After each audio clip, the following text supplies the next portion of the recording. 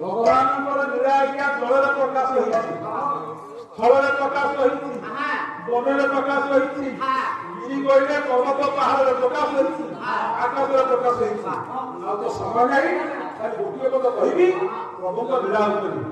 ଭଗବାନ ବିଷ୍ଣୁ ନାରାୟଣ ନିରାକାର କୃଷ୍ଣ କୃଷ୍ଣ ଜଗଦୀଶ ଜଗନ୍ନାଥ କାଳିଆ ଶାନ୍ତ ନିରାକାର କୃଷ୍ଣ ନିରାକାର ବ୍ରହ୍ମ ଜଳରେ କାହାର ପାଇଁ ଆଜ୍ଞା ଲୀଳାକୁ ପ୍ରଚାର ପ୍ରସାର କଲେ। ଆପଣଙ୍କ ଧର୍ମଶାସ୍ତ୍ର ଭାଗବତରେ ଗୋଟିଏ ଜଗନ୍ନାଥ ଦାସ ସେ କଣ କହିଲେ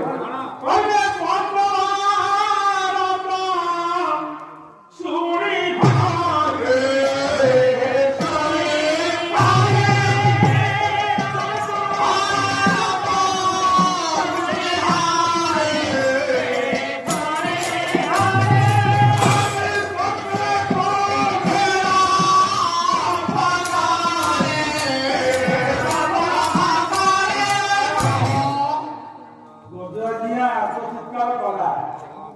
ପ୍ରଭୁ ମତେ ରକ୍ଷା କଲେ ବିପଦରେ ପଡିଛି। ଭାଗବତ କଲେ ଚକ୍ରରେ କୁମ୍ଭୀର ସୁକଲେ ଉତ୍ତମ ଯାହାକୁ ଦର୍ଶନ କଲେ ଆମେ ଉତ୍ତମତ୍ୱ ଲାଭ କରିବା। ନିରାଶ କଲେ ଏକଥା ଠିକ ନା? ଯଦି ଠିକ ତାହେଲେ ଆମେ ଆଉ ଟିକେ ନିର୍ଦ୍ଦେଶ ଦେଖିବା।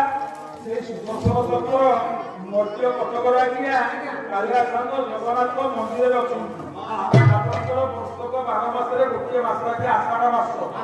ଆପଣ